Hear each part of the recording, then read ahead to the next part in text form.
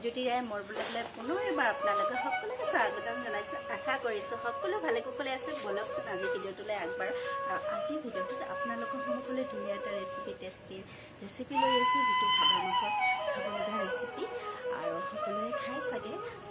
আৰু যোনে নাজানে তেওঁৰ কাৰণে বহুত সুবিধা হ'ব, কেনেকৈ বনায় কি বনায়। আৰু বলক তেতিয়াহ'লে সেই ৰেচিপিটোৰ মাজলৈ আগবাঢ়ো। আৰু এতিয়া লাহেকৈ যাব লাগিব। এই ৰাতিপুৱাৰ সময়খিনি বহুত বেছি দিগদাৰ হ'ব, বহুতে বেছি দিগদাৰ, কাৰণ তেওঁক লৈ যাব লাগে স্কুলত ল'ৰাক খুৱাই বোৱাই পিন্ধাই গোটেইখিনি কৰি ৰন্ধা বাঢ়া কৰি গোটেইখিনি সকলোৰে টিফিন যা যোগাৰ কৰি স্কুললৈ লৈ যাব লাগে। সেইকাৰণে দৌৰি হৈ ভিডিঅ' কৰিবলৈ বলক তেতিয়াহ'লে এতিয়া মই গৈ থাকোঁ আৰু আপোনালোকে ধুনীয়াকৈ ৰেচিপিটো এনজয় কৰি থাকক। বলক তেতিয়াহ'লে। ইয়াত দেখিছে নহয়, কচুটো চিনি পায়নে আপোনালোকে? চানা কচু হয় এইটো। আৰু এইটো আজি বনাম, ভাদৰ মাহত খাবলগীয়া বোলে চানা কচু। আৰু এইটো এতিয়া বনাম মই। আৰু চব যোগাৰ কৰি আছোঁ, এয়া এইখিনি ফ্ৰাই কৰিম এনেকৈ। আৰু এইখিনি মই কচুখিনি কাটি মেলি একদম ধুনীয়াকৈ ল'লোঁ। কাটাৰ সময়ত দেখুওৱা নহ'ল, বহুত বেছি ধৰে, পূৰা একদম খিচ কাটিলোঁ। হাতত অকণমান মিঠাতেল সানি ল'ব, হাতত মিঠাতেল সানি লৈছোঁ আৰু তাৰপিছত কাটিলোঁ। ডাঙৰ চালনী এখনত কাটিছোঁ আৰু ইয়াতে একেবাৰে ধুই লৈছোঁ যাতে পানীটো পৰি যায়। আৰু তাৰ কাৰণে বহুত কিবা কিবি লাগিব, সেইখিনি দেখুৱাই আছে। এয়া হৈছে মোৰ কল খাৰ, এয়া বগা পানীটো যে ওলাইছে এই পানীটো মোক লাগিব। এয়া হৈছে একদম আমাৰ নেচাৰেল ঘৰতে বনোৱা কল খাৰ।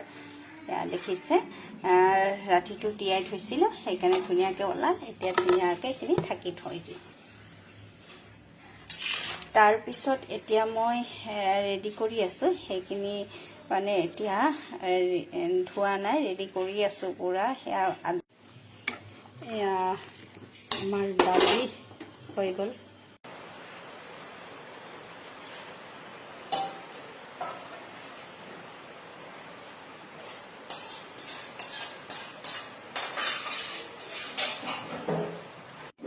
এয়া লৈছোঁ সৰু মাছ, সৰিয়হ সৰু চামুচেৰে 2 চামুচ।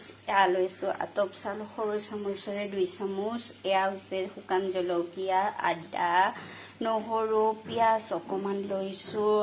আৰু 1 গিলাচ লৈছোঁ এয়া কল খাৰ, একদম ফটফটীয়াকৈ ওলাইছে ৰাতিত থোৱাৰ কাৰণে। 1 গিলাচ নালাগিব, যিমানখিনি লাগে সিমানখিনি প্ৰয়োজন অনুপাতে দিম। গোটেইখিনি চেকি ল'লোঁ মই। আৰু এয়া হৈছে আমাৰ খাৰত দিয়াৰ কাৰণে বস্তু। আৰু এয়া হৈছে চানাখিনি, চানা কচুখিনি। আৰু এইখিনি এতিয়া গোটেইখিনি মই মিক্সিত গুড়া কৰি ল'ম। ঠাই বিশেষে বেলেগ বেলেগ নাম, মান কচু বুলিও কয় এইটো। চানা কচু, ইয়া খাৰ, সৰিয়হ, আদা, নহৰু, ইয়া মাছ, ইয়া হ'ব আমাৰ চানা কচু খাৰেৰে বনোৱা আঞ্জা।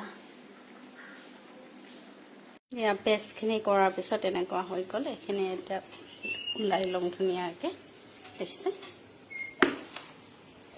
এয়া ভাত কেৰেলা আৰু ভেন্দি ভজা হৈ গ'ল। এটা টিফিন লৈ যাব। এয়া হৈছে দৈ। বহুত গৰম কাৰণে দুপৰীয়া দৈ চিৰাই মই টিফিনত পঠাই দিওঁ, তেতিয়াহ'লে পেটটোও ঠাণ্ডা থাকে আৰু ভাতটো খায়ে যায়। এয়া দৈ ভৰোৱা হৈছে ইয়াতে, এয়া চিৰা আৰু ইয়াতে গুড় দিম। এতিয়া মাছখিনি ভাজি লৈছোঁ আৰু এই মাছ ভজাতে কচুখিনি দি দিম। এয়া দেখিছে, কচুখিনি দি দিলোঁ।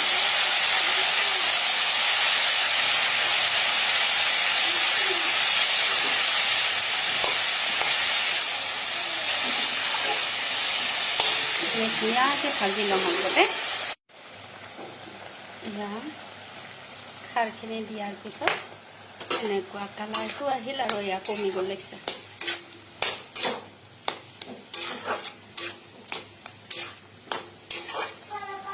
আৰু এতিয়া গোটেই পেষ্ট কৰা মছলাখিনি দি দিম। আৰু এয়া পানীখিনিও দি দিলোঁ, মছলা কৰা। দেখিছে, বিৰাট ধুনীয়া চেন এটা ওলাইছে। আৰু এইখিনি অকণমান ভাজা হ'বলৈ দিম, ভাজি ল'ম, তাৰপিছত পানী দিম। পানীটো আপোনালোকে প্ৰয়োজন অনুপাতে দি দিব।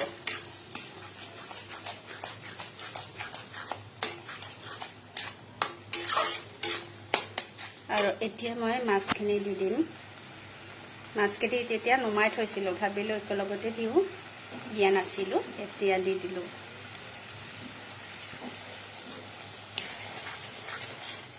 এইখিনি অকণমান ভাজি ল'ম ধুনীয়াকৈ হাই ফ্লেমত ভাজি ল'ম তাৰপিছত প্ৰয়োজন অনুসাৰে পানী দিম পুৰা দৌৰা-দৌৰি হৈছে এয়া লৈছোঁ ইয়াতে খাৰ অকণমান লেচেৰা ভাজি ল'লোঁ 4-4মান অকণমান মাছ ভাজি ল'লোঁ আৰু এইখিনি পুৰা পটাপট খাই দিওঁ মজা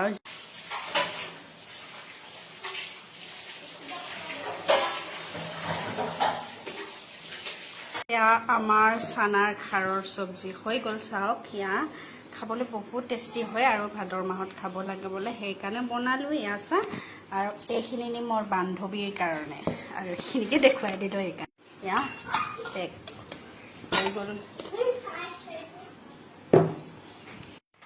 আৰু ধুনীয়াকৈ এতিয়া কাপোৰ চাপোৰ পিন্ধি লৈ ল'লোঁ আৰু খোৱা বোৱা পূৰা ৰেডি হৈ গ'ল আৰু লিটিলে ইউনিফৰ্ম পিন্ধি আছে আৰু এতিয়া যাব লাগিব লিটিলক স্কুলত আৰু ভিডিঅ'টো চাই কেনেকুৱা পালে কমেণ্ট কৰি জনাবলৈ নাপাহৰিব আজিলৈ আহিছোঁ bye bye see you take care by